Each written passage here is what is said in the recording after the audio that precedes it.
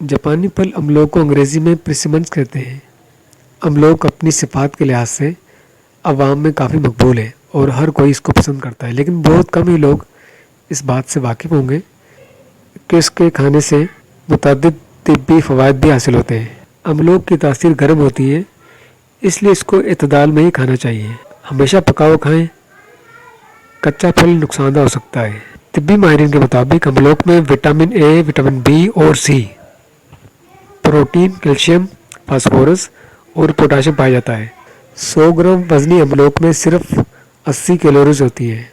اس پھل کو کمر درد میں کھانا انتہائی مفید ہے۔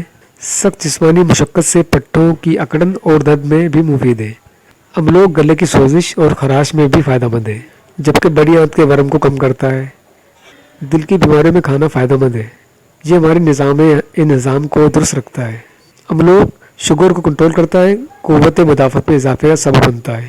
موٹاپے کے شکار افراد بھی اسے وزن کم کرنے کے لیے استعمال کر سکتے ہیں۔